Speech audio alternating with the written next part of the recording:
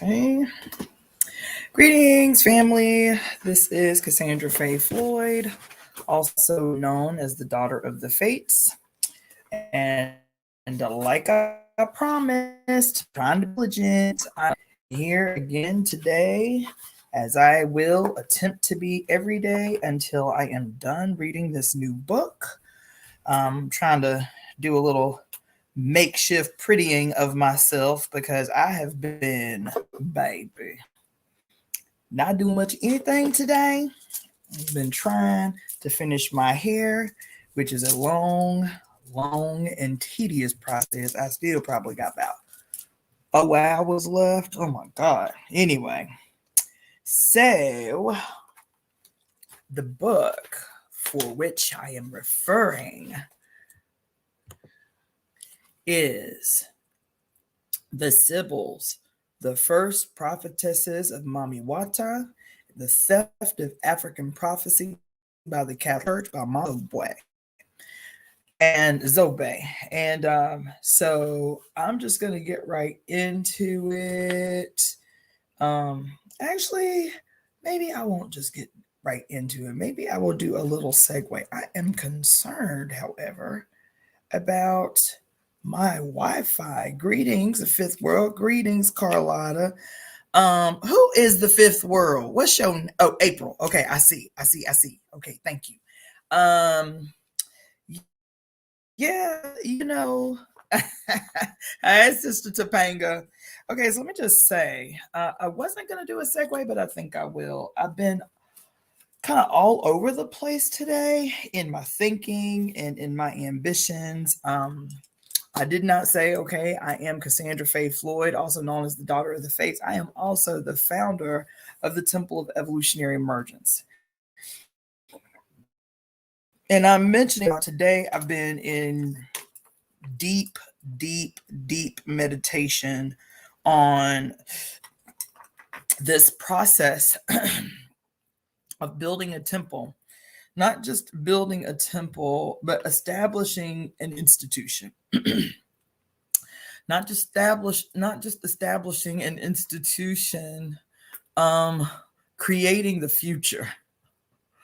And not just creating the future, but having the fortitude and the confidence and the audacity and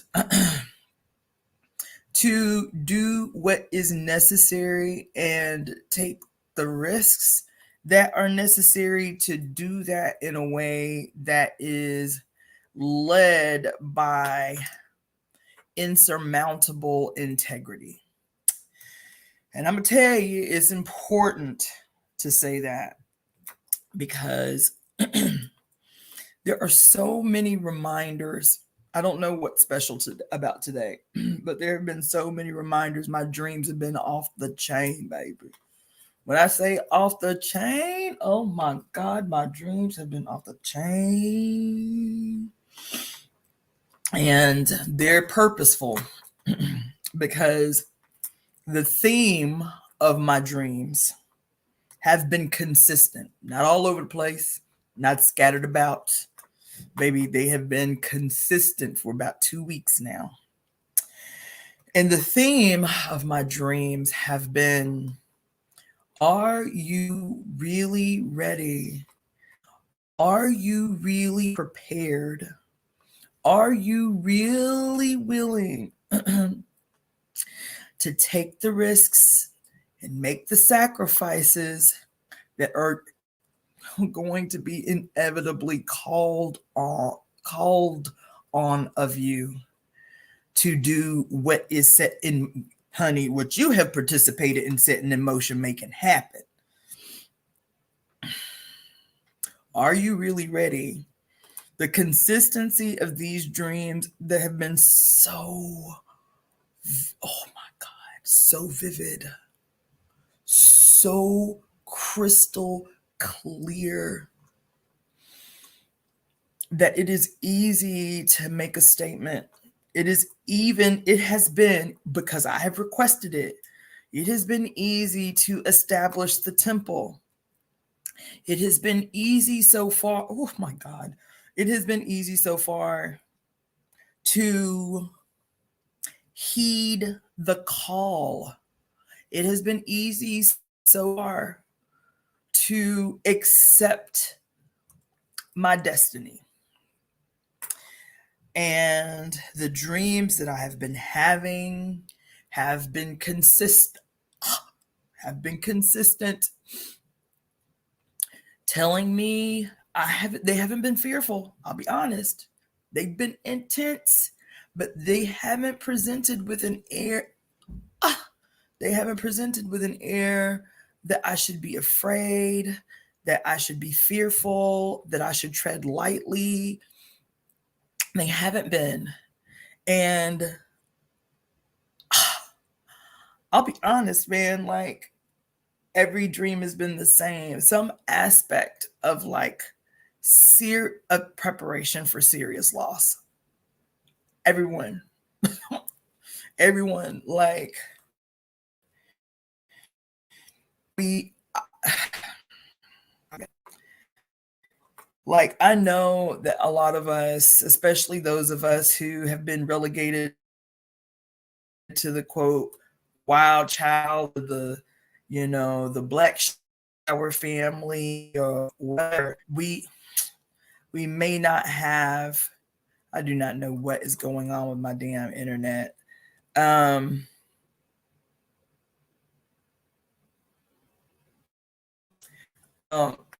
Anyway, I know that most of us, those type of folks, those forward thinkers and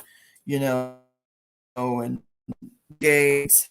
Oh, I do not know what's going on with my internet, but my internet on my laptop is saying that it's unstable.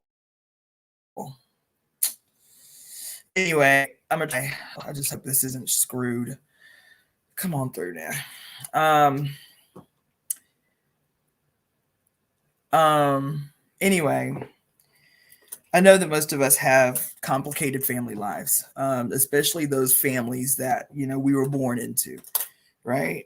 Parents and siblings, and the sibling thing is one of my biggest soapbox days. Is that you deep into the complications of our sibling relationships. And I think those relationships are probably the most complicated because they are the least addressed in every facet of life. Psychologically, political, addressed relationships. And oh my God, I don't know. I might have to start this over. The feed, my freaking internet is acting janky. Anyway, I'm saying all of that because the dreams that I've been having, baby, have been largely about my blood family, and then by extension, I have had dreams about my extended family, people that I've that dear to me. People are helping, people that are assisting in the process of building the temple. People who I have trusted because we've been engaged in political together. People that I constantly, and in this period that we are in, when the signals are being crossed, when we are deliberately made to be confused, when those separations, those perceived separations or differences are being exploited in the most obscene way by those fighting like hell to maintain power over our life. This thing that's happening in my dreams is based in this notion that I've been having with how to live and present with a level of integrity that may cause me to do things that make uncomfortable. Um, I have been struggling with a number of things, man. Even my language. I just had this conversation the other night. Y'all know me. I cuss. I like cuss. I don't feel no kind of moral way about my propensity for explicatives. You feel me? However, I also know that sometimes it may be necessary to pull back the reins, if you will, on the explicatives that I drop in my presentations every now and again. Like, for example, when I tell people that I'm an ordained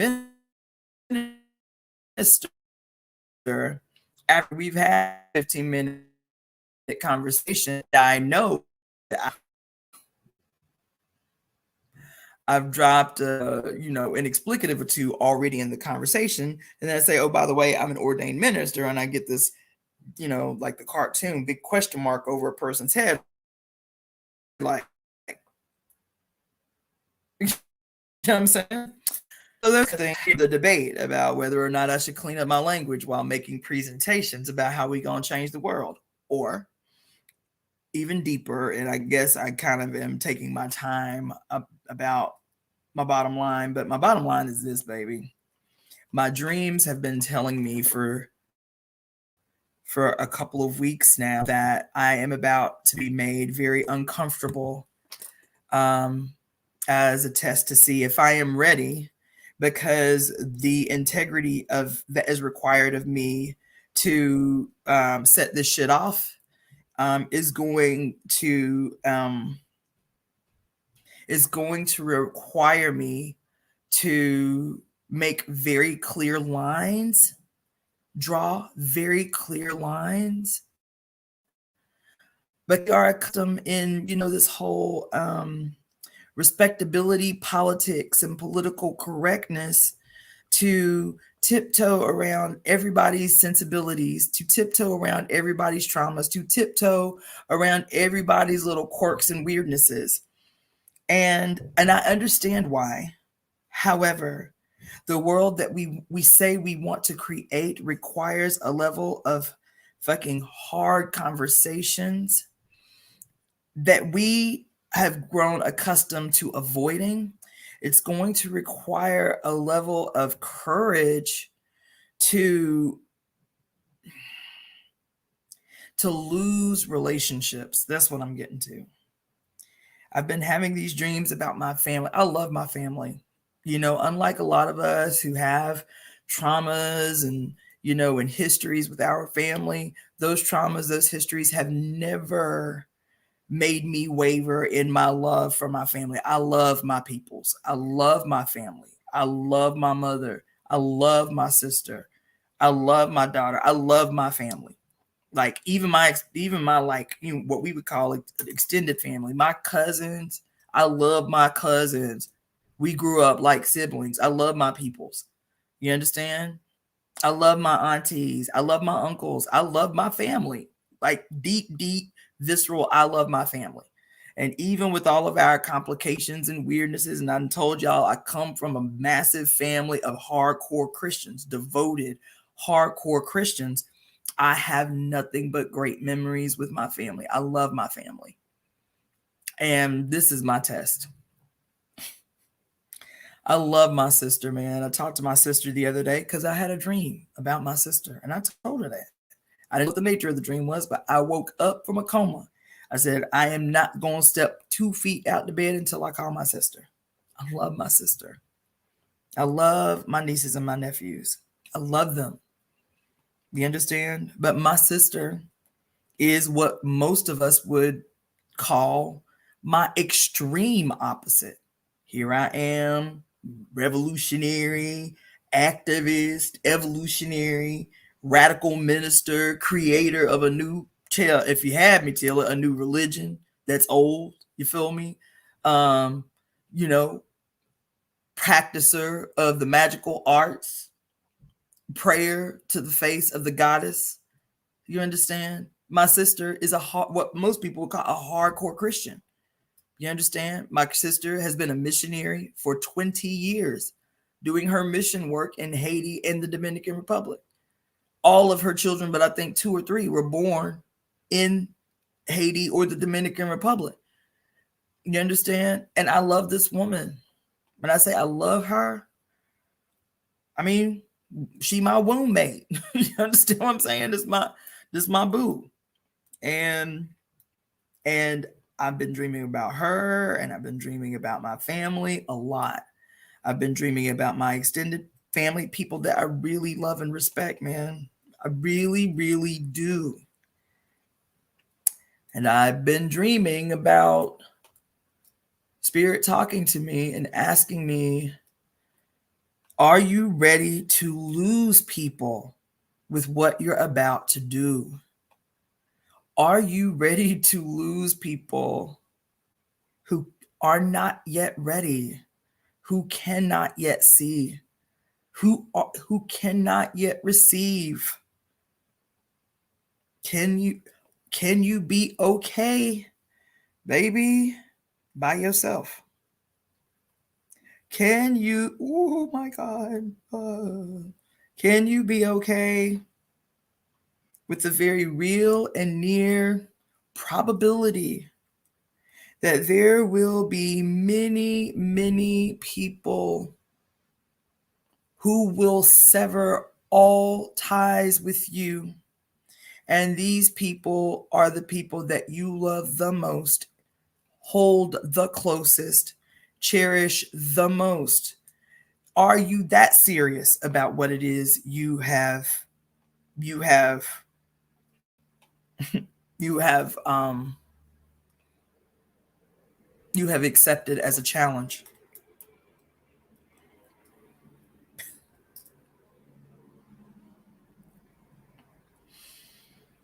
And it's not man,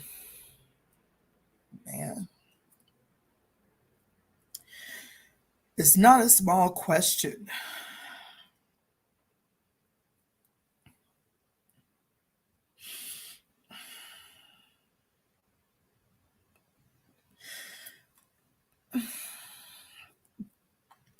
These last few months have been so heavy, man.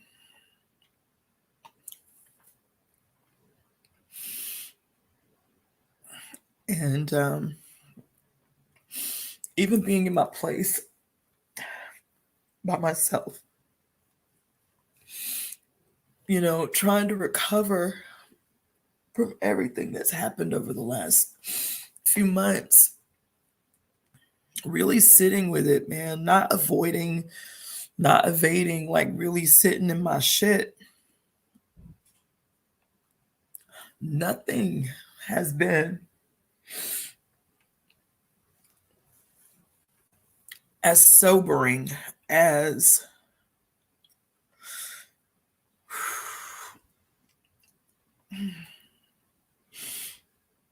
sitting with the idea that even though I know it's the right thing to do, what we're doing, I know it, I believe it with everything that is in me, that this is going to be the thing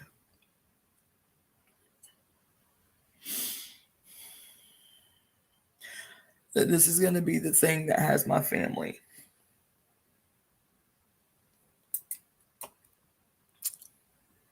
I sense it. It's not even a, what if, or are you ready? It's coming. That it's just going to be, it's going to be something that can't, it does, and it's so crazy. It's going to be something that they can't live with, they can't accept. And in that, they'll reject me. And this is the curse that we have to break. This is the spell that we have to break. That this shit that has been imposed on the whole planet has been such a detrimental curse on families, on friends, on would-be allies, people who under any other circumstances would be allies. And these ideologies, these religions are the scourge of the earth, and they are going to be the line of demarcation. This period, this pivot point in this period of were we really ready? Were we really willing to save the future? To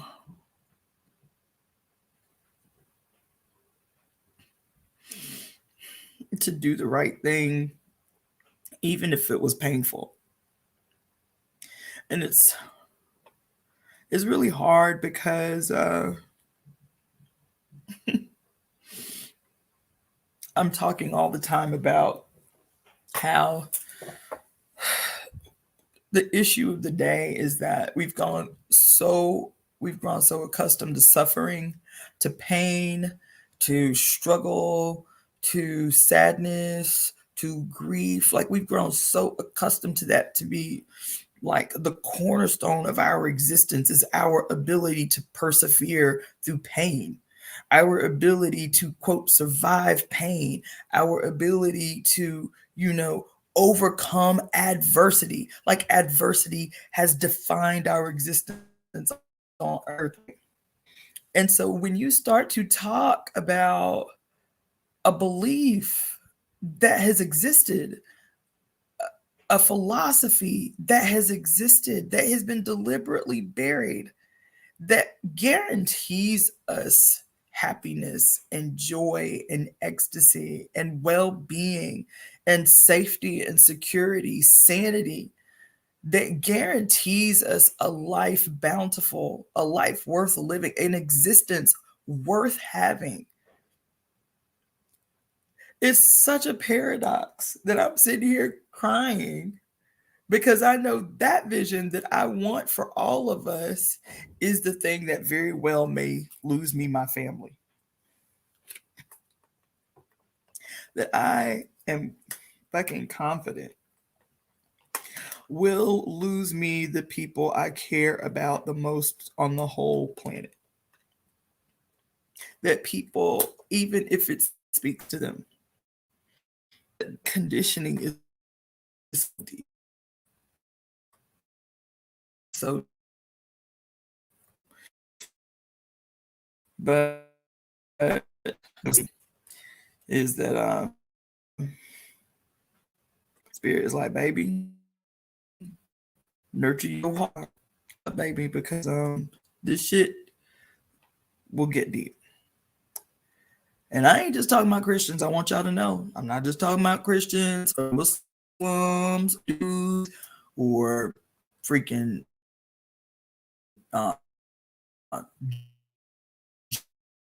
Jews or Houdini's or these people.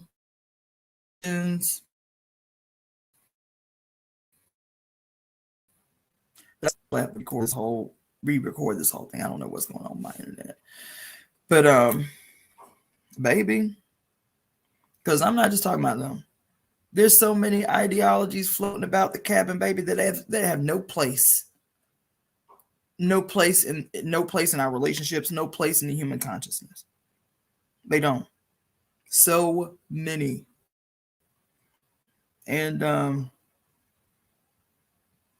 yeah. I'll just encourage you guys every time that I'm on, pay attention to these dreams, baby. They're preparation for us, man. And I feel sad. Not depressed. I feel sad. I feel sad that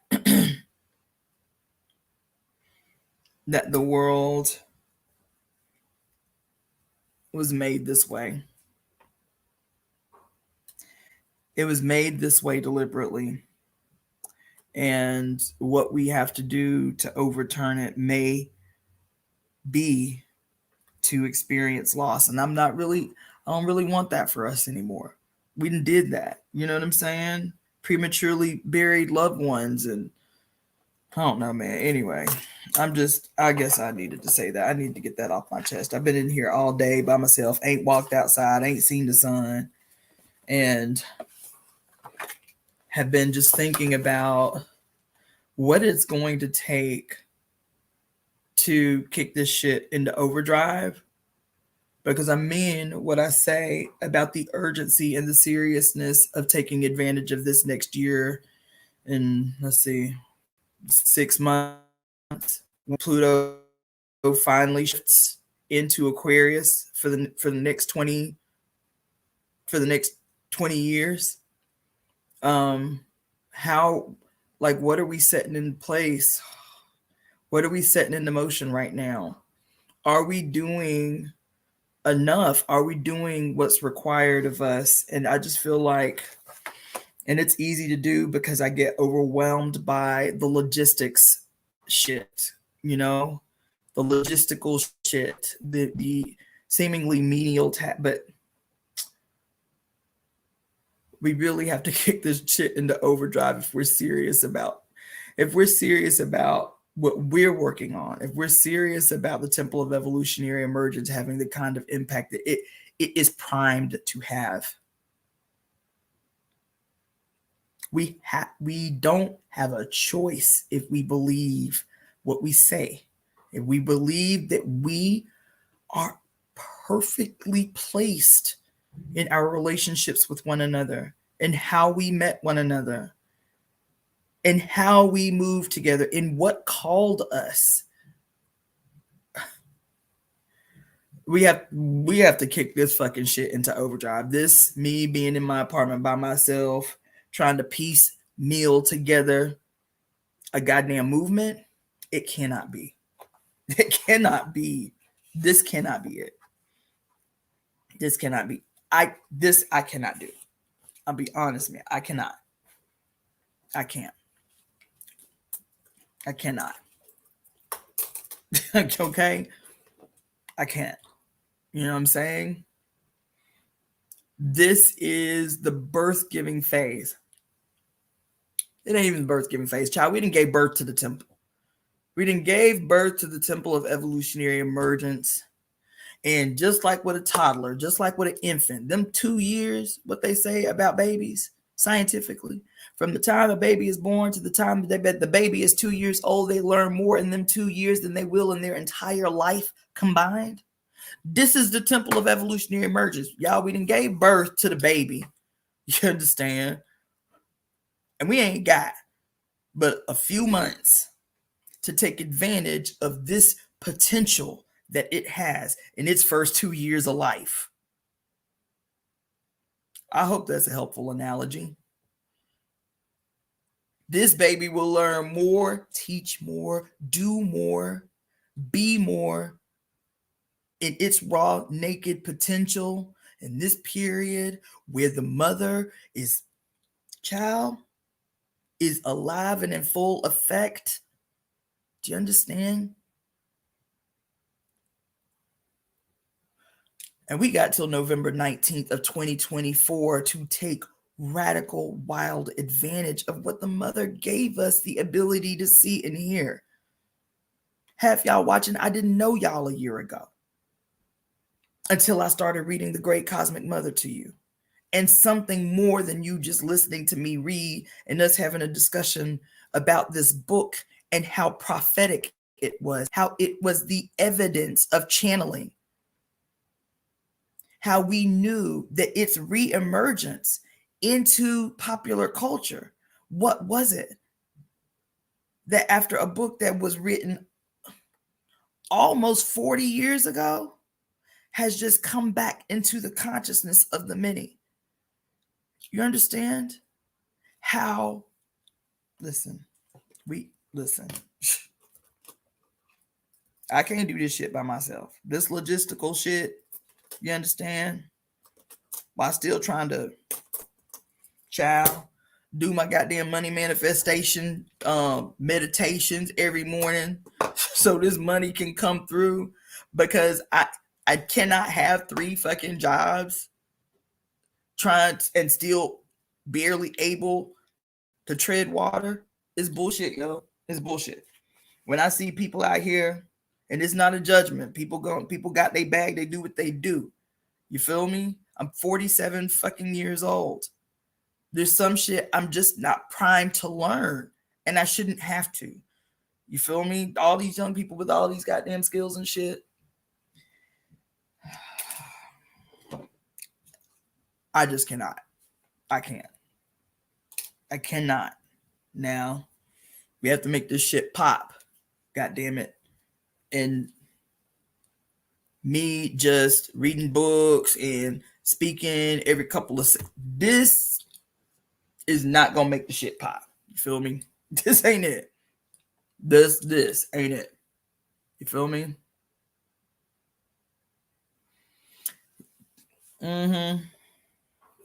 So anyway,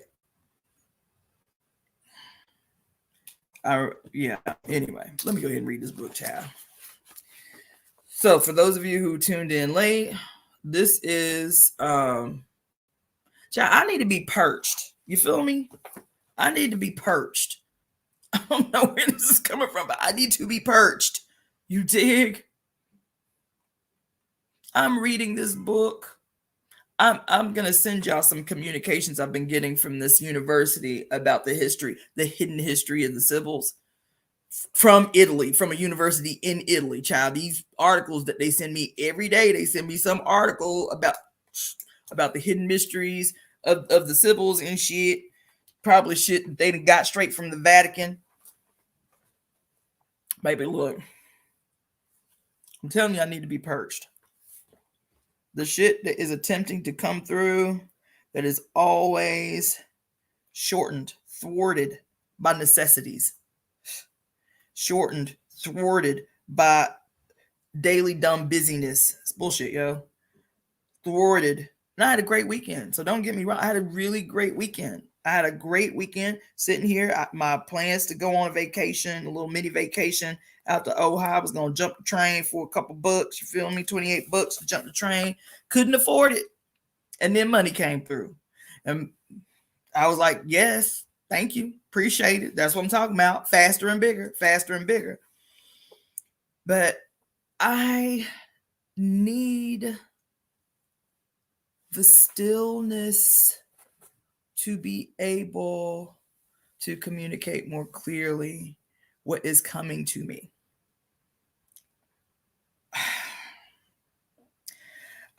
We were just reading in the Sibyls last night, as a matter of fact. What was we reading?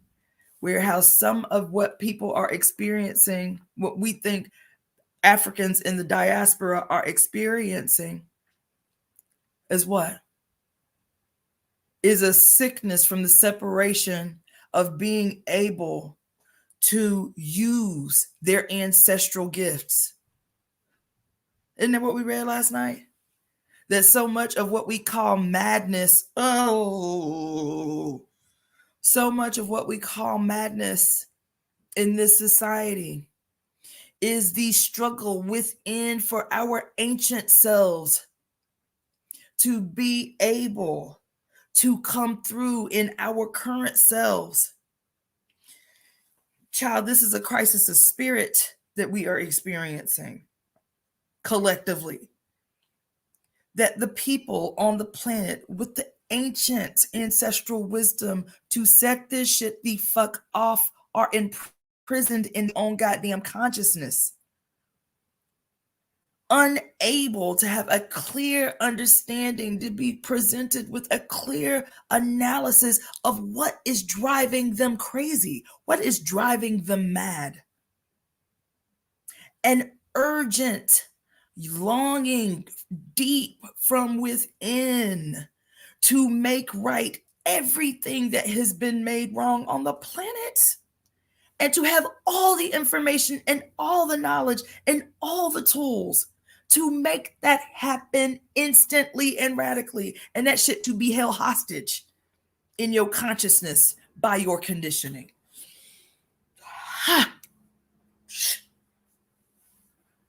man. And to feel it so deep. Oh my God. To feel it so deep and to still sit in this fucking place, man. And say, what if I'm wrong? That's my conditioning. To know it with every cell in my being. To get quiet enough in this shit and to get caught up enough in the madness of, in the noise of this construct of bills and into this and the that, and that I still ask the question, what if I am wrong? What if I'm wrong? Maybe I should have lived a regular life. Is something wrong with me that I didn't get married and have kids and have a house by the time I was 30 and have a quote career that was some sort of measure of my importance in the world? Am I sick? Because, quote, mental illness runs in my family. Am I sick? Is my life indicative of this consistent brush with psychoses? Is this why I went to medical school, was to understand my own psychological sickness? Is this what's happening to me? And then to be constantly affirmed in prayers answered, blessings made real, miracles witnessed all the time in my life. You understand? To understand clearly why I had to live a life bound by science before I could enter a world of magic, that I needed both. That I needed both to articulate something bigger than what's been presented to us. That I needed both a life of magic and spirituality beyond anything I'd ever been familiar with, and a life loving science, stimulated by it. I am the quintessential nerd. The only thing I'm lacking is glasses.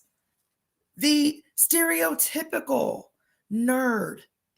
To have a life fully embodied and indoctrinated inside of a veteran, revolutionary, politically, scientifically driven organization that was diametrically opposed to the idea of spirituality. I needed that experience. I needed the extremes of that experience to be born in a religious end of the world cult. To be born into an extreme of a religious end of the world cult that was breaking barriers for its time. The first church in the South to be integrated. I needed the extremes of these situations, these circumstances, these lived experiences to be able to cut through every ounce of bullshit that presents itself in the fucking noise of this madness, this goddamn construct. I needed those. I needed to live in Oyotunji African village with all the beauty, all the majesty, all the dirt, all the grime, all the complications that it presented. You understand? And so I still, baby, Spirit told me once, on the eve of the great conjunction that happened on the winter solstice, December 21st of 2020, the night before we were initiating ceremony for a group of others, Spirit was like, baby, look, I said, look, I can't be out here going crazy. I ate mushrooms, a very minuscule amount of mushrooms, nothing that should have had me off my square. And Spirit sent me into full ass unbridled ceremony, baby. And I was like, I was scared. I'll be honest. I was scared. I was like, I can't be out here in the middle of nowhere. I cannot go crazy. I cannot lose my fucking mind out here. Okay. That can't happen. So now, like, what the fuck? All right. And Spirit was like, baby, why do you think your people went crazy? Who do you think you hail from? Who do you think you are?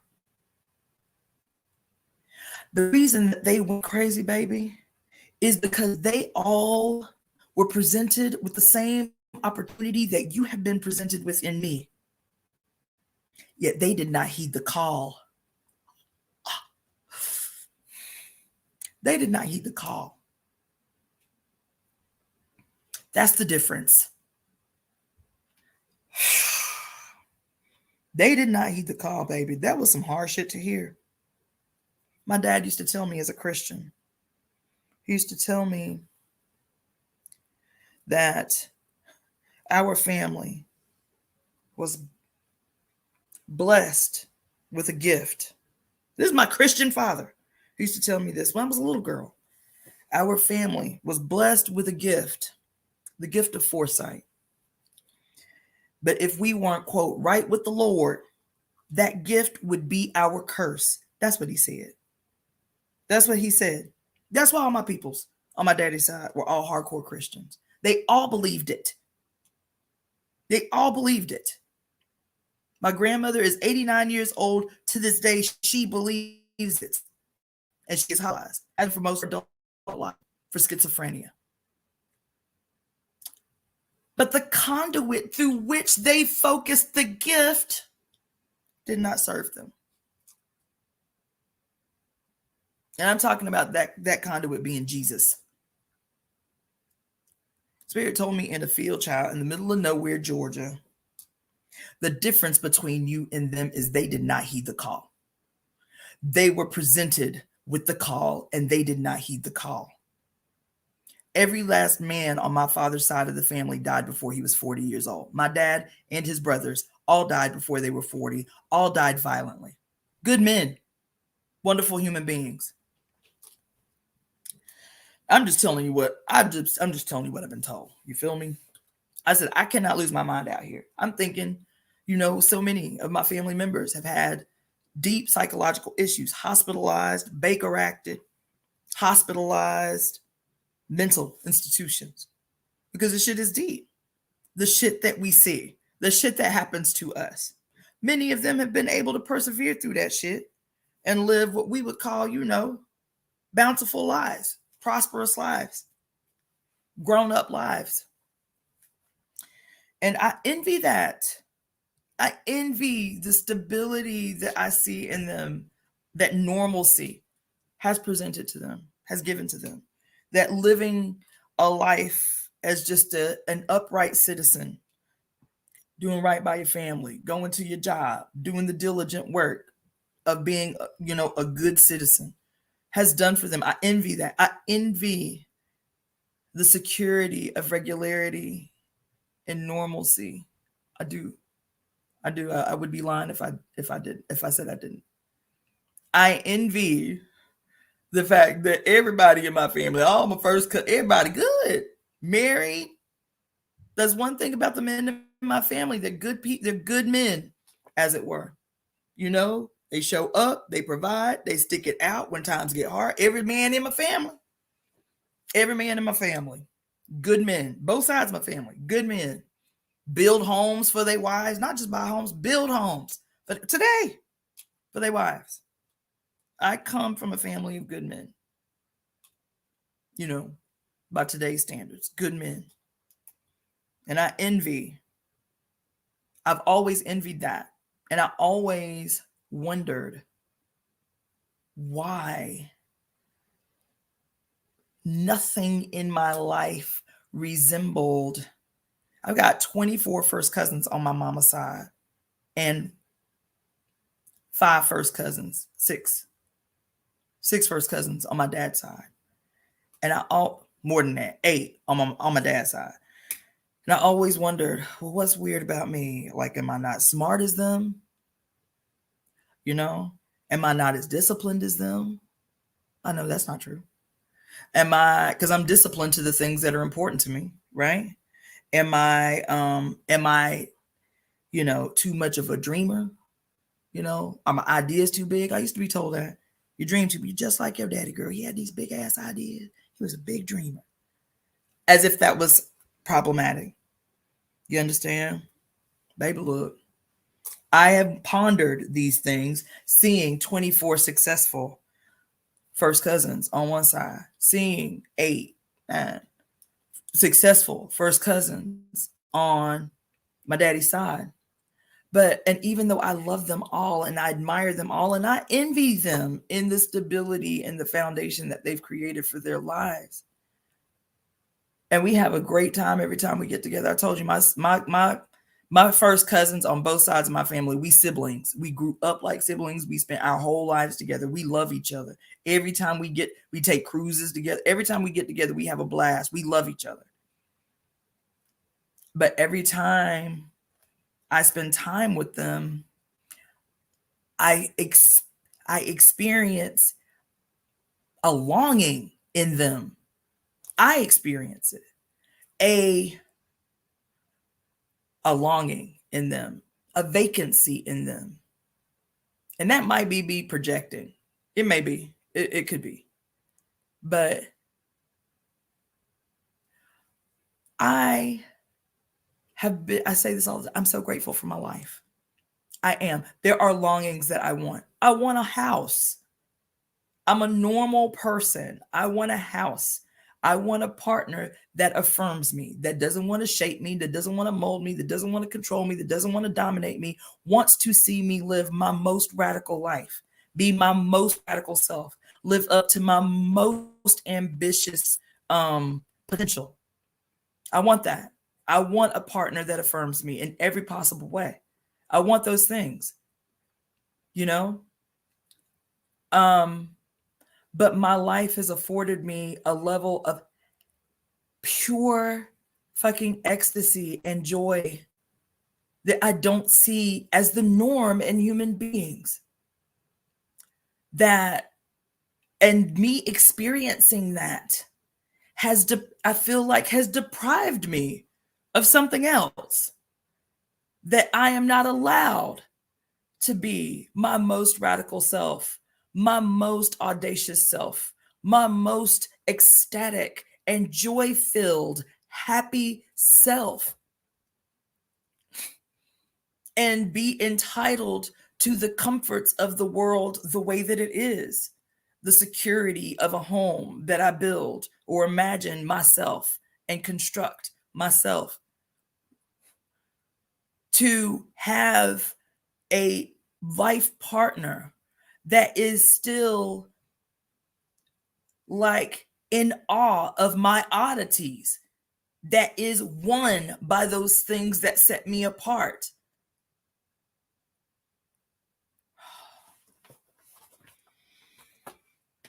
Anyway, I didn't intend to have a freaking 48-minute goddamn introduction. Should I continue with the reading or should I put this off? Just one person say, read the book, and I'll read the book. If I need to put it off, I will.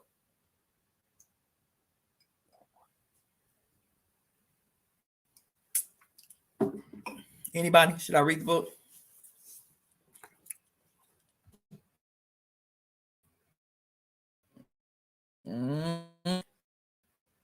I've been seeing her.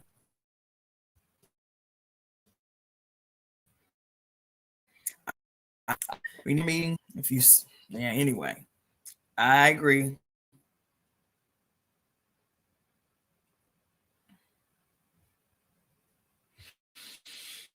And sister April, presenting as this world YouTube. I feel you so much. I feel you so much. Every comment. I feel you so much. You understand? I'm gonna read. I feel you so much, but I should just let y'all know. That's the last thing I'm gonna say about it. Y'all have not heard my wildest ambitions yet. I have not spoken those out loud. I intend to, but y'all haven't even heard my wildest ambitions yet. And so those of you who are rocking with me, I mean, really rocking with me. I mean, those of you who have been rocking with me since we launched the Temple of Evolutionary Emergence, since we became a legitimate institution. Those of you who are rocking with me, even in the secrecy and privacy of our meetings, we haven't even treaded the surface of my wildest ambitions. But when I say that what we are primed to do, and I am telling you, I am convinced that what we are well placed to do in the most perfect and epic period in human history, these next a year and 6 months or so, is our blessing. It is our gift.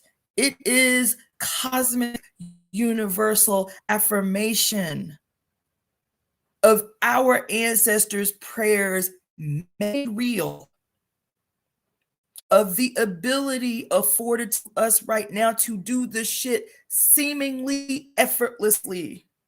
I'm trying to tell you, this shit will not be like wading through mud. The last period was about wading through mud. But we have entered into Aquarius. Pluto, Hoya, has entered into Aquarius, baby. That which we do now will take off with light-like speed.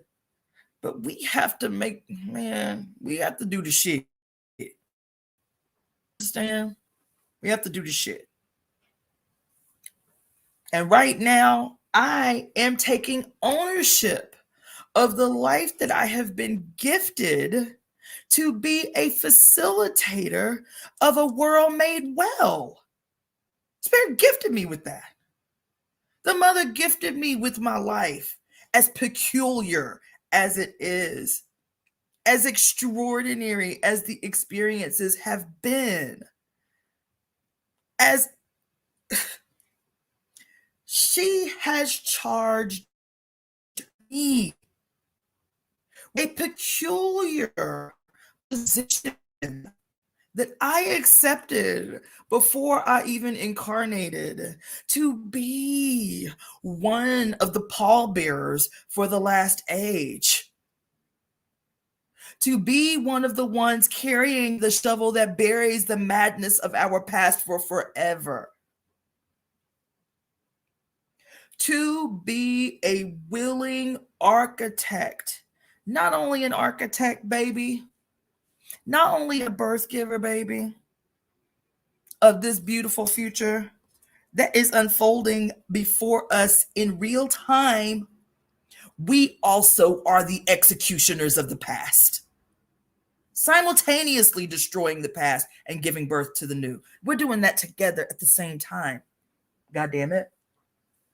And it's what she requires of us. This bullshit that we've been doing, this tiptoeing around people's feelings, this what's the little bumper sticker that says coexist with all the symbols of the aggressions of the past?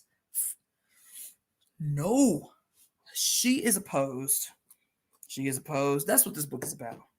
She's like, all this shit y'all doing, Christianity, Judaism, Buddhism, Hinduism, all these isms ran by males, propped up off the suffering of fucking women. This our shit, bastardized and fed back to us for the purpose of creating a global population of slaves, which is what we all are. Take the shit back, destroy the rest. Honey, we ain't just carrying the shovels, motherfuckers.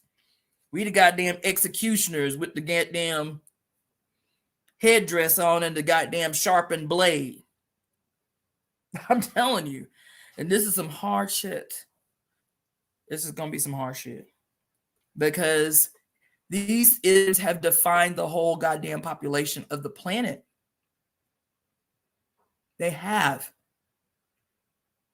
There is not a person that we love or care about that has not fallen victim to this shit, that is not currently enslaved by their own consciousness through its conditioning.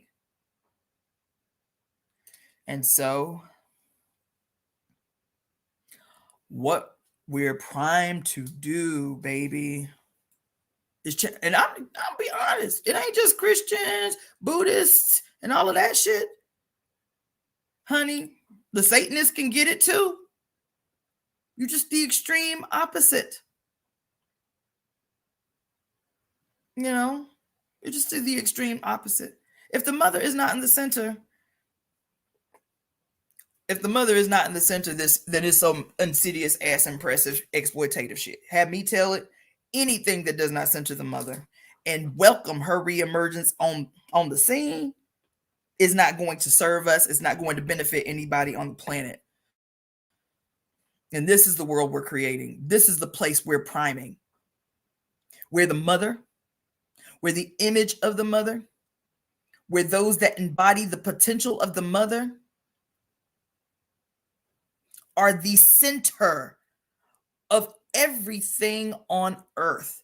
Just like for the last 2,000 years, the father has been the center. Anyway, I'm gonna read. So those of you who are joining late, my intention was to be just a reading of the Sibyls, the first prophetesses of Mami Wata, the theft of African prophecy by the Catholic Church. We're on page 24 for people who have the book. I think you can actually find a PDF online if you want to read along. Otherwise, I encourage you to buy the book anyway. Title heading, The Origin of the Name Sibyl. The name Sibyl is of mixed origins. It is the sacred initiatory title that the ancient Africans called the prophetesses of Mami Wata, the prophetesses and priestesses of Mami Wata. According to some, it is derived from the Black Ethiopian Cushites known as the Phrygians, natives of Messenia. Their name of endearment for Mami was Sibyl, Cybele, and the many adaptations. Queen of heaven, mother of the gods. Some scholars believe that Sibyl is a Greek corruption of two words, S-I-O-I, swoi, meaning God, and boule, meaning to counsel. Both words are derived from their Afro-Aeolitic dialect of ancient Messenia. Combined, it reads as Siobule, which phonetically evolved into the English Sibyl. Additionally, Webster's dictionary defines a Sibyl as a female prophet or a woman able to utter the oracles and prophecies of a god, or a woman who can foretell the future. Conversely, under the bitter Hebrew patriarchs, the Sibyls are condemned in their Bible as Bahalath Ob, meaning evil serpent or spirit, or mistress of the Python. However, when all is said and done, the Sibyls refer to themselves as sisters of Isis and sometimes prophetesses of the Black Diana. The Holy Sibylline Oracles. The Sibylline Oracles are a series of divine prophecies given over a span of more than 3,000 years that contain accurate global predictions and chronicle the rise and fall of great empires and the destinies and fate of important heads of states, village kingdoms, their leaders, and their nations. These cycles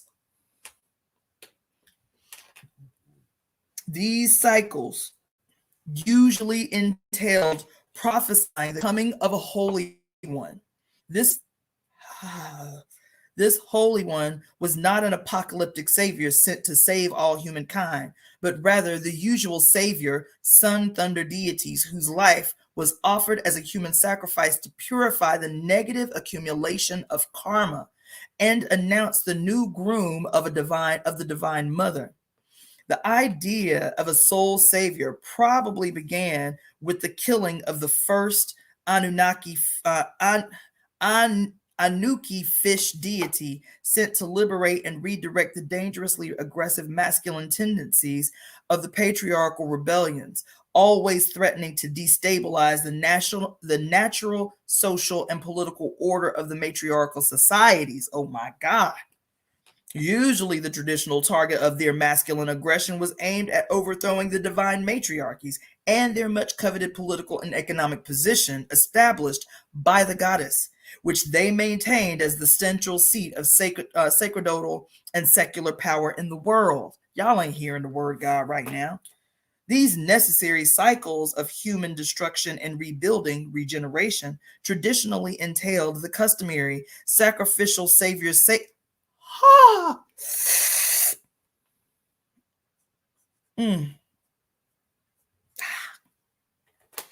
These necessary cycles, oh my God.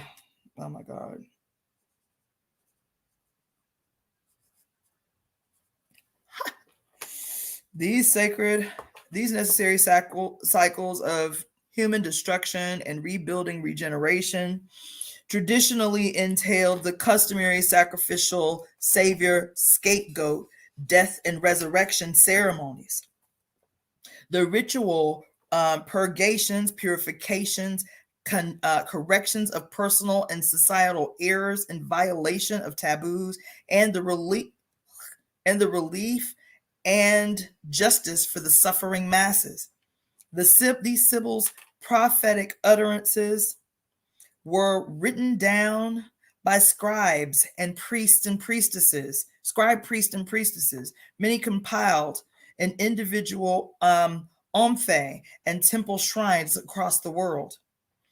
For example, during the coming of one future cycle, it was Plato who later revealed the secret that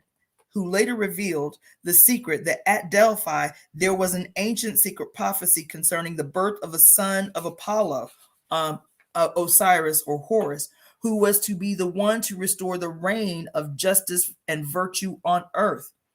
Godfrey Higgins claimed that these Sibyl prophecies were actually referring to either the Black Buddha or the Black Krishna, both who were actually born on the holy Grecian island of Dodona. At Delphi, it was Sibyl, later known as Themis or Artemis, Black Diana. These Sibyls were seized by the spirit, would fall into possession, causing them to thrash about on the ground, uttering messages from the gods. More often, it was a divine ancestor expressing his or her unhappiness with those who were in violation of divine law. Okay? She'd utter warnings and admonitions to the villages, cities, and ancient kingdoms and their leaders, prophesying their doom or fulfilling their hopes and restoring lost glory. She'd right moral wrongs and punish offenders of the divine law. She'd heal the sick, call up the dead, and restore dignity and strength to the weak. These prophecies were consistent and similar with those uttered by the chief Sibyl priestesses of the major omphae shrines scattered all across the ancient Mediterranean world. After realizing their intrinsic value, it was these prophecies that were later competitively seized and correlated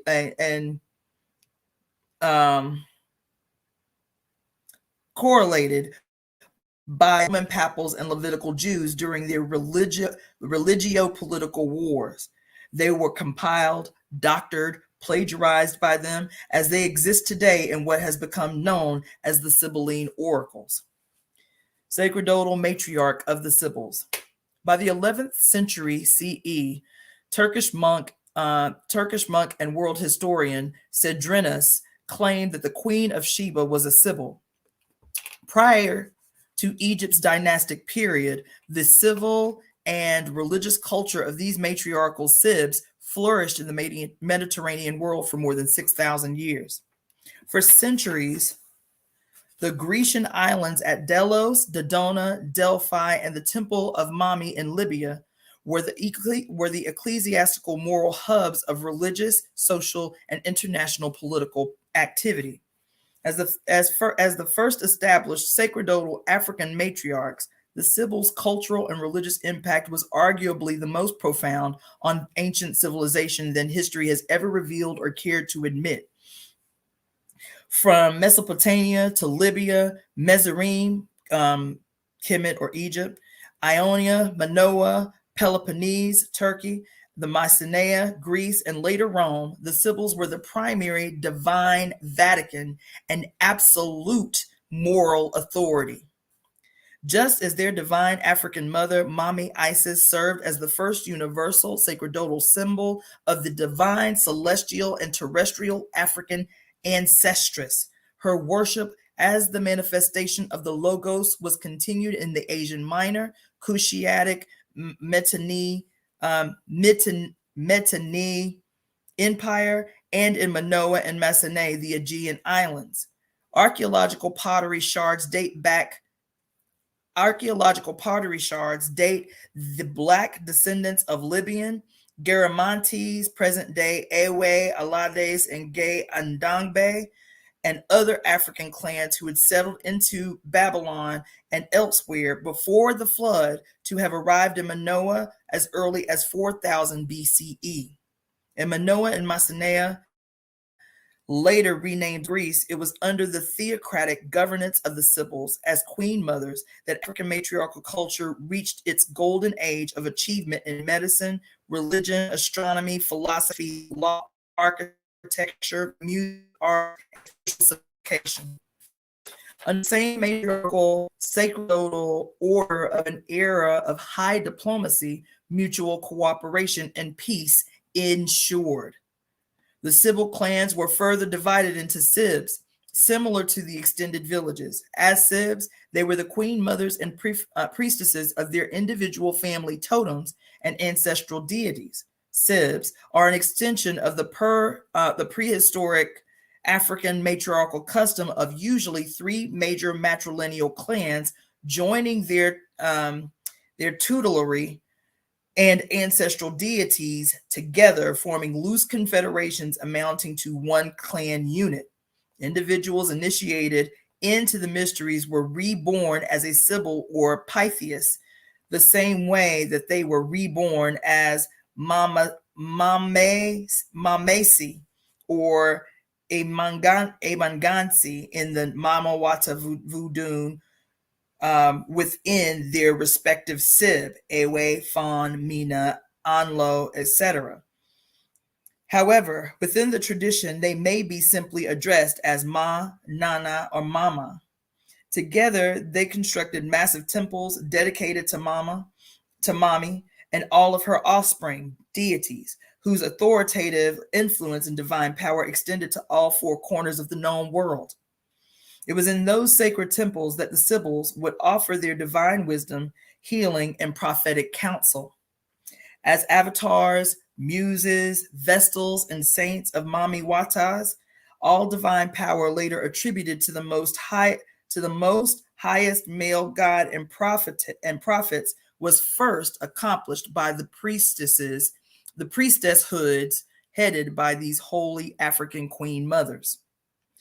All nations, even up until the Roman period, depended on the prophecy, advice, and divine knowledge of these African priestesses, uttering the words of their African deities. The powerful confederations of city-states collectively known as the Minoan and Mycenaean culture consisted of Ionia, Libyan Crete, also known as Keftu by the Egyptians, Argos, Arcadia, Ephesus, Scythra, Corinth, Thessaly, Samothrace, Lydia, Lesvos, Phrygia, Mysia, Lycia, Rhodes, Peloponnese, now Turkey, and many others. It was there where Black matriarchy reigned supreme under the watchful guidance of the divine African mothers who were defended by an Amazonian garrison. These sites were spiritually and culturally enriched havens where commerce, poetry, music, theater, architecture, philosophy, and astronomy flourished.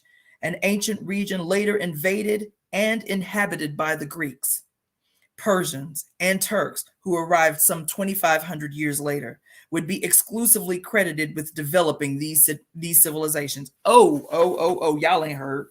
Y'all ain't heard. Oh my God. However,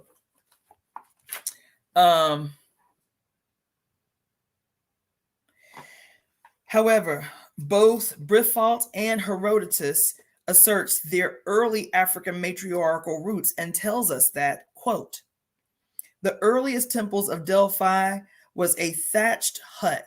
In Lydia, the dwelling houses were mostly built of reed and mud.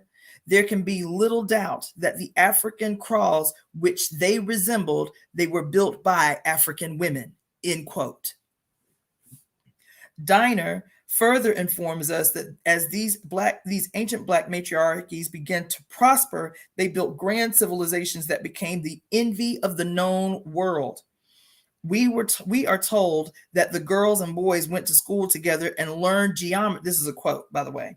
We were told that the girls and boys went to school together and learned geometry, grammar, and even square roots, and that anyone operating a business had to keep books, end quote. Diner further reports that, quote, the capital of Lydia became the Paris of the Asian Minor, greater than Greece. One imported the most elegant of cloth, perfumes, and the fine, high-heeled shoes so much in demand in Sappho's poetry circles. It was also a male beauty center featuring such attractions as permanence, gold jewelry, manicuring, and dental cures. And whoever thought that the Chaldean Reiki diviners were too expensive has his horoscope prepared by the Lycian ladies, end quote. In the Asian Minor, now Turkey, the science of medicine had its origins in the first great temple to the African ancestral Python, Asclepius was built. Moreover, it was on these Black matriarchal islands that Hippocrates learned to conduct the first scientific investigations of anatomy and disease. Y'all did not hear what I just said. Oh boy, this is gonna be a problem. Oh shit. Later, the sons of Rome flocked to learn medicine at her schools, and distinguished African physicians tended to their emperors, consuls, and military commanders. We further learn that the languages of both Greek and Latin, as well as their tonal musical scales, are derived directly from the Afro-Phoenician, Aeolian, and Phrygian dialects of these African and Elamite matriarchal groups. Oh shit. The pre-Grecian islands of Rhodes, named after its original Black inhabitants, was originally known as Pelasgia, meaning sailors or daughters of the sea. They were said to have furnished literature and history with inexhaustible material and rendered invaluable services to the fine arts and exact science and applied mechanics. And a code of maritime legislation was formulated, which has formed the basis of all subsequent studies on the subject. However, although Rhodes was said to have maintained 100 images of the sun god Apollo and one to the Mami, who knew as Laocoon with her serpents, it was the Grecian island of Delos that housed the Vatican of the African goddess and her consort gods. Hailed as one of the 7 wonders of the world, these sacred temples were maintained by the Sibyls and a contingent of Vestal Virgin priestesses and eunuchs. These African deities never walked in the flesh for more than 1,000 years. The sacred island was free from war, crime, and invasion. Thus, borders were never necessary. Here is where Artemis later known as the Black Diana, was said to have been born next to the sacred lake, along with Isis, Anubis, and Serapis. More divinities were added as the African and Elamite Tamil populations increased. The place was covered with holy temples and colossal marble statues of the deities. There were clubs, markets, and palaces. White robe processions in honor of some deity were always in session. According to Horton, they maintained a system of bartering in goods, and their trade routes to Palestine, Egypt, Libya, Athens, Corinth, Crete, Peloponnese, modern day Turkey, and others, enumerated a list of which would make a poem. Horton further tells us that, quote, one came to Delos as pilgrim and merchant. That place swarmed with bartering humanity. Commence and religion were interfused and connected like Siamese twins. If one died, the other gave up the ghost, end quote. Their temples were deemed so holy that one could only live but never be born, died, or buried on the island. Sacrifices were also forbidden. Any sacrifices had to be performed on the neighboring islands. If either birth or death was imminent, one was transported to another island. Oh my God. Later, when the patriarchal Persians, Aryans, and Iranians had their turn at invading, pillaging, and destroying all of the other island temples and slaughtering its inhabitants, when they arrived at Delos, they were so in awe that they left it untouched. We are further told that these African and Elamite matriarchal confederations would come together at the main oracle temple in Ephesus, built by their Amazons, to worship the Queen of Heaven, who was known in their own tongue by many names, the most popular being Artemis, Sibyl, Ceres, Demeter, Artegatus, and Dion. And just as the Helen of Troy, they too were all black. It was at the Ionian island of Cythera, or Sergio, where Black Aphrodite first rode upon the foam of a great wave and demanded that a temple be built to her. So many more gods would follow. The African gods and goddesses heading these divine pantheons, Isis, Asate, and Anna, Ashtoreth, Esgatis, Sibyl, Demeter, Hathor, the Black Diana, Astarte, were the major water deities who were known by many names in the theology of the Mamiwata tradition. They are descended from the original logos, which is known in Kemet as Isis. Isis is a divine concept which embodies this logos as divine wisdom. And the first African ancestress,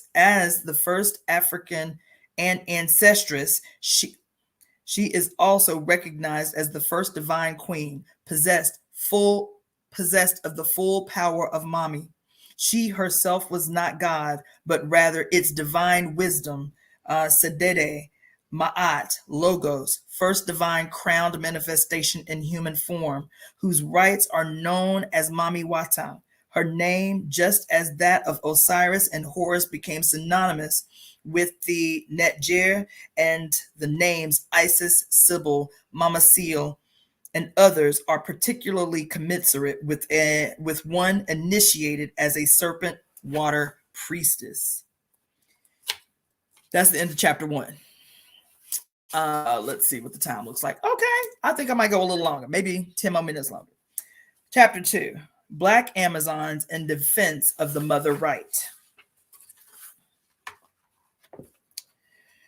Often referred to in Western history as mythological features or as Europeans, the ancient Black Amazon, Ama meaning mother, Zon meaning son, mother of the sun people, were historic and they were African. The oldest militia were probably the Ethiopians, the Egypto-Libyans, the Scythians,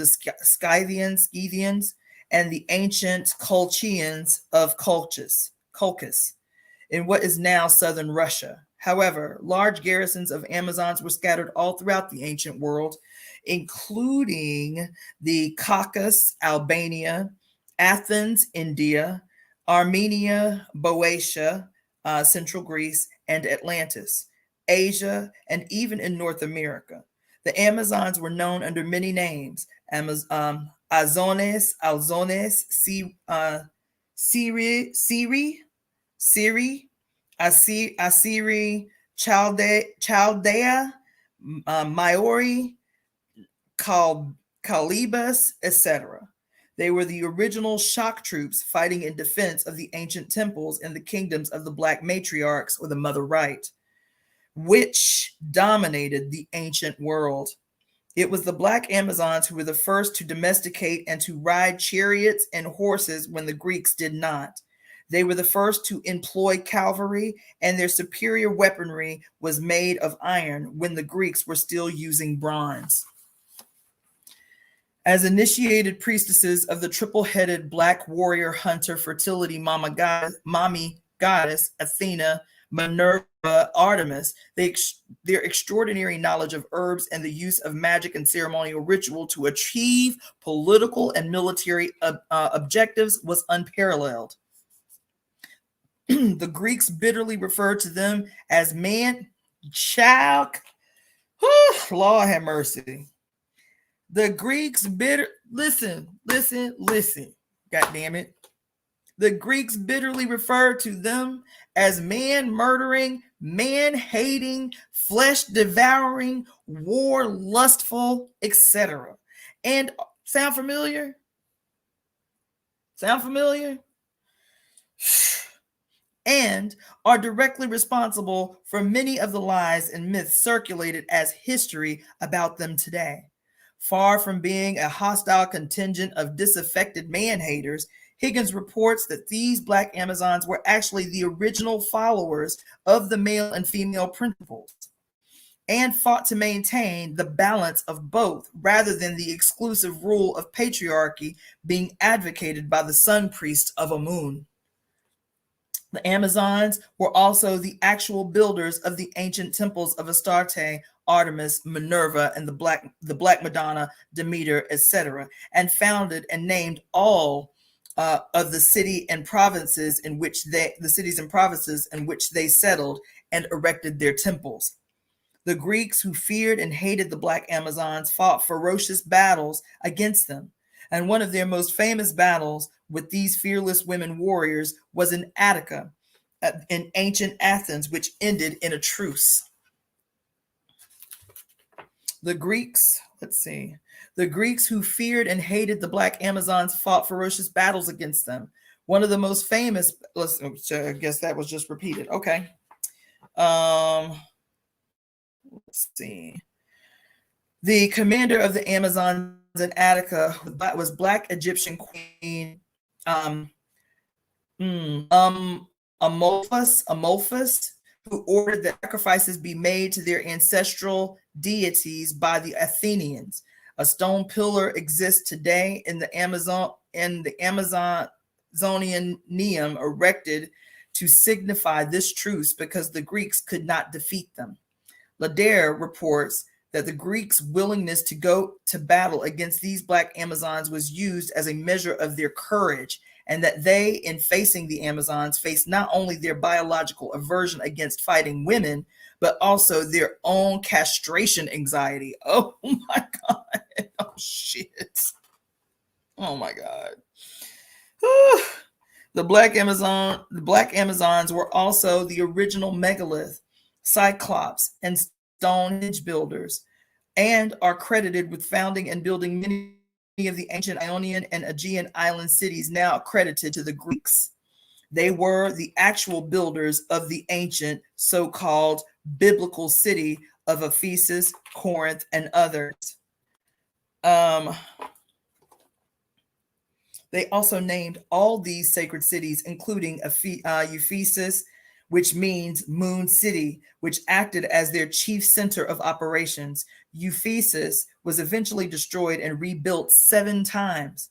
The first in 1490 BCE, destroyed by the Amazons themselves, rather than succumb to the hostile takeover of their temples by Egyptian priest and military leader Sesostris.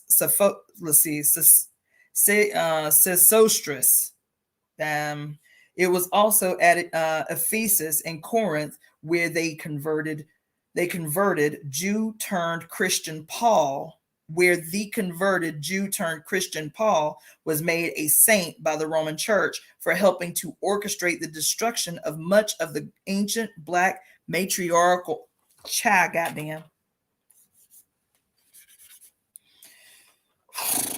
where Jew turned Christian Paul was made a saint by the Roman Church for helping to orchestrate the destruction of much of the ancient black matriarchal temples of Diana and forcing Christianity upon its citizenry.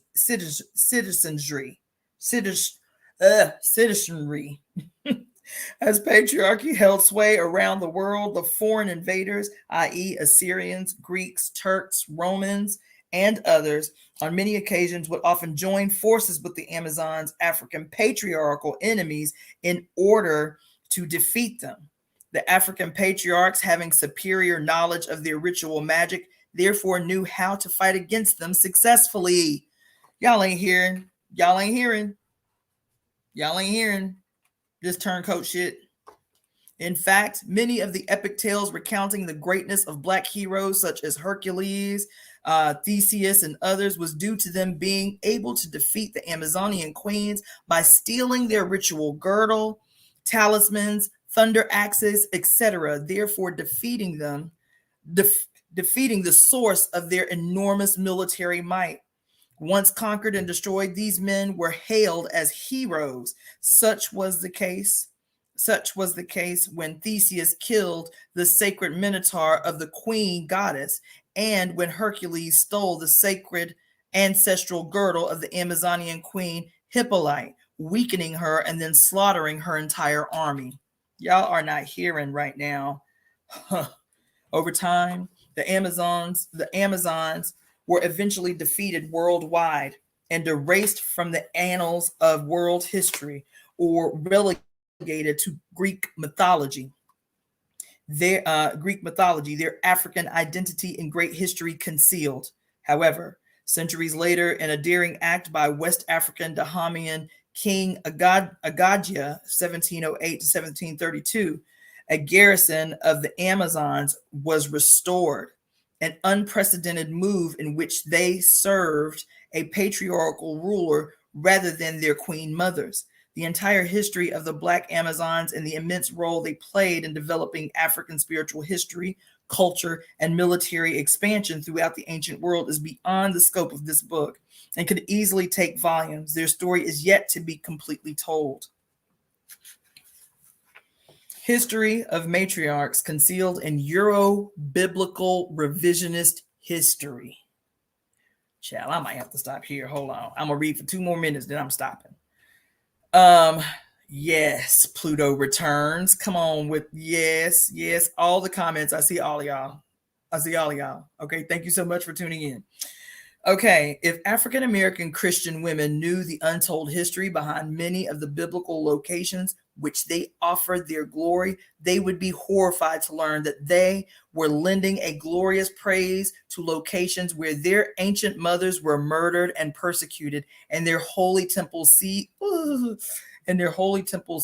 and converted into Christian churches, and where their African deities were demonized and their veneration and worship ultimately destroyed. Unraveling the mental shackles of Western religious brainwashing affected by colonialism and slavery is one of the few areas many in the diaspora ever dare challenge. Oh my God. Few realize that even before the dawn of African patriarchy and the earliest story of Genesis is Mami Wata Isis, who originally gave birth to the sky, earth, and to the water divinities. These mythos would later be changed, crediting these events to Osiris and Amun, and then exported into their Egyptian colonies, where their names would be honored in the indigenous vernacular as Zeus, Apollo, and Dionysus. The Sibyls who were from wealthy families were the Sibyls who were from wealthy families were, as a rule, the most educated, cultured, and talented amongst their class. However, the most prophetically powerful and ritually skillful Sibyls could be either literate or not able to read or write. Oh, oh, oh. The Spirit delighted in those who came from poor and humble backgrounds just as much as those from the privileged class. If they were initiated and raised in the temples, they possessed their own sacred language and other sacrosanct customs. In ancient Sumer, this language was called Emisal for the priestesses of Emagir, for the order of male priests. In Mami Wata Vudun, depending on the dialect, this sacred language is known as Vodogbe. Nonetheless, it was these Sibyls joined with what evolved into the Chaldean order of the black male astronomers, diviners, Argers, known as Reiki in ancient Egypt, flanked by militia of Amazon, who were the primary defenders of the mother right. It was their divine duty to establish, defend, and maintain the predominance of the matriarchal kingdoms and the religious temples being erected throughout the ancient world. There, in white robe ceremonial processions, they would conduct elaborate, richly ornate, and lavish feats whose synergistic blends of traditional ritual and musical themes seem to span the cultural taste of the entire continent of Africa and southern India. Calling down the gods and possessions were their primary goal, each feat executed with expert proficiency and grace. Higgins asserts that these confederations consisted of 12 tribes and that Herodotus referred to them as the self-governing peoples because they were the first to form a democracy. Their advanced style of government would be known in modern times as the Lycian Confederacy, and centuries later in the New World became the inspiration for Alexander Hamilton, John Jay, and James Madison to praise them as the excellent Confederate Republic. In an ironic twist of historical events, in the formation of America's democracy, though the Africans themselves were enslaved, they employed this matriarchal African model of government as the perfect model of democracy when writing the Declaration of Independence. These African matriarchs were also the first to institute gold coinage and to build storefront shops, modeling after the Grand Lodge of Luxor, ancient Egypt's great library, later renamed Alexander. The matriarchs, too, had built one of the first libraries for developing intellectuals and students of the mystery schools. Bakafen tells us that, quote, the Black matriarchs bore within themselves the law pervading all matter. Justice speaks out of their mouths without self-consciousness. Oh my God, without self-consciousness and with certainty in the manner of conscience. They were wise by nature, prophetesses proclaiming fate, Sibyl or Themis. Therefore, women were considered inviolable bearers of jurisprudence and sources of prophecy, end quote. Similarly, Diner states that, quote, everything in circulation among our European astrologists and other prophetesses under the name of the Egyptian dream book was copied from the work of Lycian priestess Artemidorus, priest of Mami Artemis of Daldus, who worked out this interpretation of some 3,000 dreams in 5 volumes during the 2nd century BCE, end quote. Oh my God. Oh my God. Additionally, there was for more than 2,000 years, the Karayani Black Ionian inhabitants of ancient Thessaly. Thessaly means the sea or moon people, and is a mountainous region in central Greece. The prefix Kara was coined by the latter invading the later invading Turks, meaning black, and the suffix Yanani was added by their later invading Persians, meaning Ionian. Thessaly was a thriving center of Afro-esoteric learning, numerous holy temples, grand festive rituals, and rich culture. Centuries later, Thessaly too would be destroyed, and renowned fame as the ancient location where the biblical Paul proselytizers were chased out and killed for insulting the African deities and attempting to force its inhabitants to accept an alien god and theology. See Thessalonians, 1st and 2nd Thessalonians in the Bible. Okay? It is here also where Paul first tested the now badly corrupted Euro-Christianized Sibyl prophecies against her own people, now knowing that they would obey her words. Oh my God. Oh my God. Thessaly, along with all of the surrounding African Indian inhabited islands, where papal officials determined to desecrate and destroy all vestiges of the true African esoteric traditions of the Sibyl prophecies, from which they heavily borrowed, would later be branded by Paul and his proselytes as the notorious home of evil, heathens, witches, talismans, and makers of love filters, end quote. During the pharaonic era, the pharaohs selected their wives from amongst the Sibyl clans, which was how they, the pharaohs, could claim authority through divine descent. In the prophetic book of Kings, whose authorship is allegedly unknown, King Solomon, already a priest of the Mami divinity Astarte, was later accused of marrying many other girls besides the Egyptian princess, who came from nations where idols were worshipped, Amun, Edom, Sidon, and from the Hittites. First Kings, that's from 1 Kings 11, 1 through 6. All of these historic locations were where the Sibyls maintained major auricular Mami shrines. Important to note that the ancient depiction of the ochre colors wives of the pharaoh was not a racial designation, but an ancient custom still practiced in present-day Togo and Benin. In this practice, an African who is of another clan is designated by a different hue or path of the deity from which they descend, is esoterically denoted by the color characteristic. This ritual was not originally employed to denote race, for example. Ochre, usually symbolizing mother blood, was often employed to designate the lineages from the ancient Canaanite matriarchal Sibyls. I think that's where I'm going to end for this evening.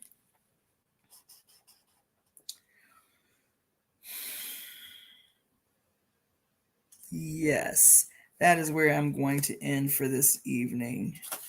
On page 42, for those who may have come in late to the reading, we are moving our way through this wonderful, dynamic, game-changing book called The Sibyls, the first prophetess of Mami Wata, the theft and prophecy by the Catholic Church by Mama Zogbe.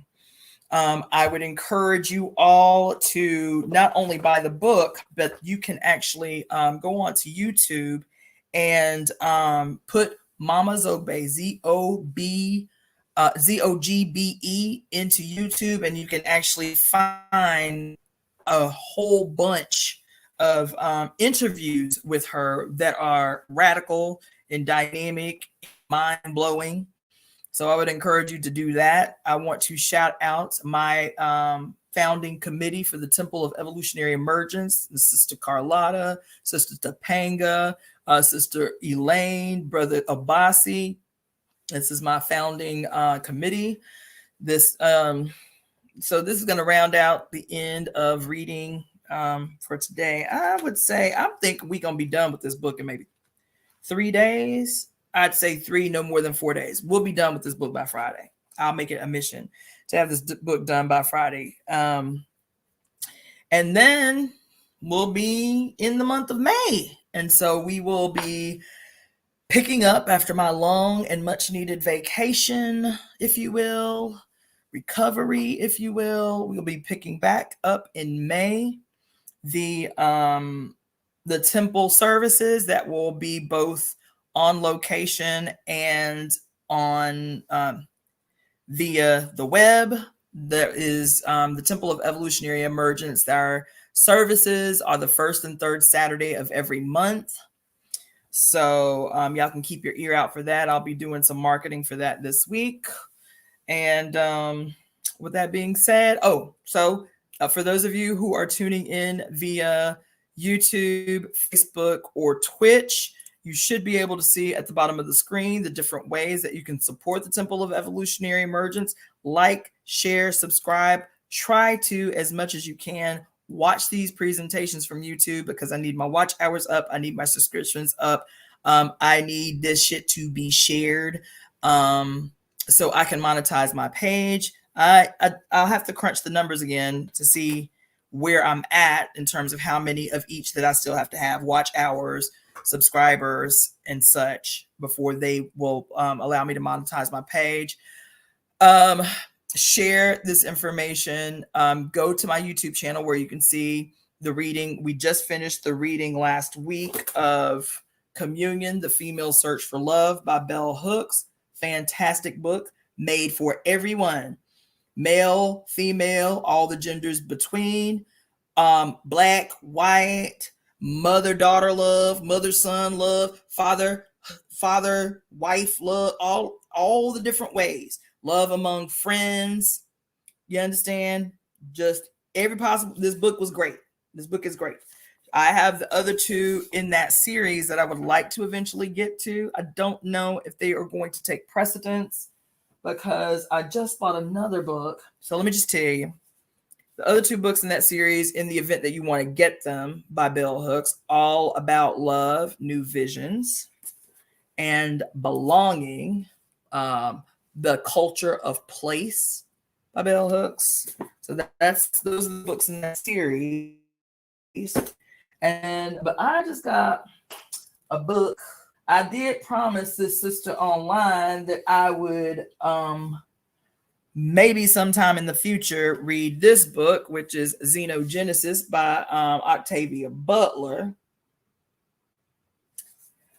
And so one of these days I'm going to read that, but that is a little bit more of an investment in time. But I did just get this book recently that I'm kind of interested in getting into. It's called The Oracles of the Dead, The Ancient Techniques for Predicting the Future. You understand? Anyway. And then I still have a couple of books by the authors of The Great Cosmic Mother, Barbara Walker and Monica Zhu. Monica Zhu wrote several books, all of which I have. New Age, and Armageddon. What's the other one?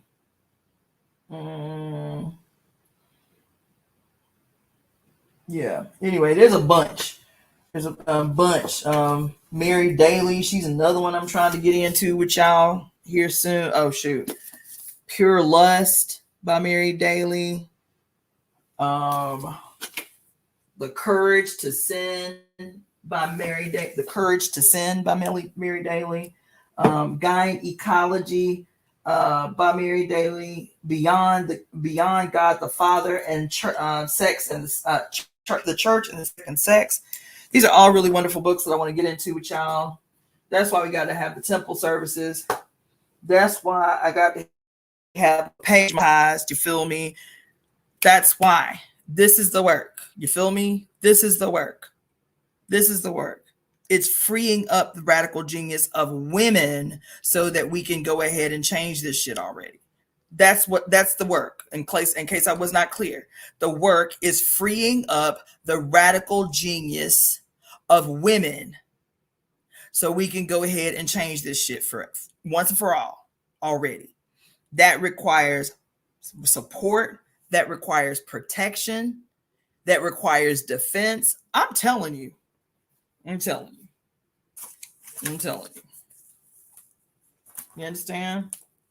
So anyway, I love you all. I appreciate all of you taking your time on this evening to sit with me while I read through this book and, share my epiphanies and shit. And yes, I just appreciate you all. Thank you so much.